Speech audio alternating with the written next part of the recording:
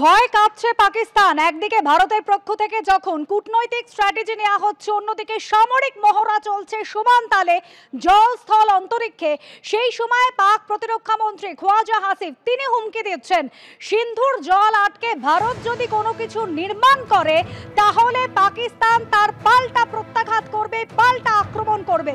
এমনই হুমকি দিচ্ছেন পাক প্রতিরক্ষা মন্ত্রী খোয়াজা আসিফ। 22 এপ্রিল পেহেলগাঁওতে বৈসারান ভ্যালিতে নৃশংস জঙ্গি হামলা হয়েছিল, যাতে নিরস্ত্র নিরীহ পর্যটক সহ 26 জনের মৃত্যু হয়। আর জঙ্গি হামলার আবহে সিন্ধু জলবন্টন চুক্তি তারপরে স্থগিত করে ভারত, আর তাতেই ভয় পেয়েছে পাকিস্তান। পাক প্রতিরক্ষা মন্ত্রী তিনি এবার হুমকি দিচ্ছেন যে সিন্ধুর ওপর যে কোনো কাঠামো নির্মাণ পাকিস্তানের বিরুদ্ধে ভারতীয় আগ্রাসন হিসেবে দেখা হবে। তিনি এটাও বলছেন যে জল আটকালে বহু মানুষের মৃত্যু হতে পারে। ভারত সিন্ধুর জল আটকাতে কোনো রকম নির্মাণ করলে পাকিস্তান তা ধ্বংস করবে।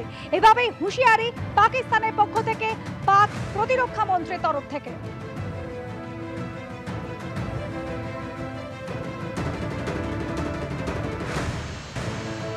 মোদী সরকার তাদের মিথ্যে দাবি সমর্থনে আন্তর্জাতিক মঞ্চে উপযুক্ত প্রমাণ পেশ করতে পারেনি বলে দাবি করছেন পাক প্রতিরক্ষা মন্ত্রী।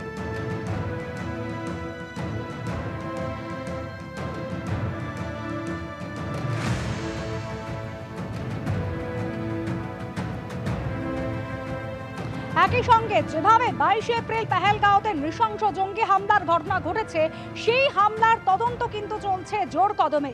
এনআইএ টিম এবার কিন্তু কাশ্মীর থেকে পৌঁছেছে জম্মুতে, এবং সেখানে নতুন তথ্য কিন্তু হাতে আসছে এনআইএর। জম্মুর জেলে বন্দী জঙ্গিদের দুই সহযোগীকে জিজ্ঞাসাবাদ এনআইএর। নিসার আহমেদ এবং মুস্তাক হোসেন, তাদের বিরুদ্ধে জঙ্গিদের ভারতে ঢুকতে সাহায্য করার অভিযোগ রয়েছে। আর এই দুই জঙ্গি তারা কিন্তু বন্দী রয়েছে জম্মুর জেলে।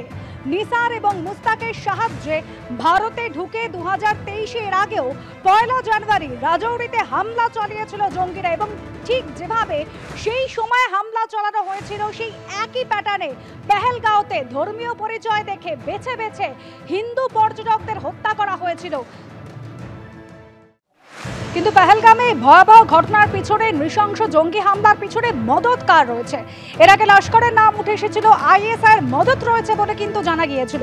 আর এবার জঙ্গি গোষ্ঠী হামাস, প্যালেস্তানীয় জঙ্গি গোষ্ঠী হামাসের পেহেলগাঁও জঙ্গি হামলার সঙ্গে যোগাযোগ রয়েছে বলে মনে করা হচ্ছে। কারণ যে ছবি দেখা যাচ্ছে, ঠিক পেহেলগাঁও হামলার 3 দিন আগে পাকিস্তানের মাটিতে জৈশ-ই মোহাম্মদের যে সদর দপ্তর রয়েছে সেখানে ঢুকতে দেখা যাচ্ছে হামাস কমান্ডারকে।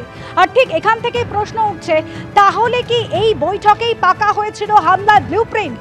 19 এপ্রিলের এই ছবি, এবং যেখানে দেখা যাচ্ছে যে পাকিস্তানের বাহাওয়ালপুরে জঙ্গি সংগঠন জৈশ-ই মোহাম্মদের সদর দপ্তরে ঢুকছে প্যালেস্তানীয় জঙ্গি সংগঠন হামাসের কমান্ডার খালিদ কাইউমিকে। জৈশ হেডকোয়ার্টারের মধ্যে মসজিদ যেটা রয়েছে তার সামনেই এই ছবি ধরা পড়েছে। একেবারে কালো গাড়িতে করে জৈশের মূল ডেরায় ঢোকে হামাস কমান্ডার। গাড়ির ওপরে লাগানো ছিল জৈশের পতাকা।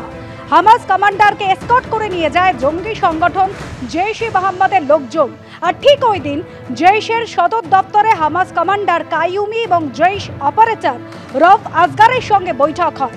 আর ঠিক তার 3 দিনের মাথাতেই এই ভয়াবহ গণহত্যা।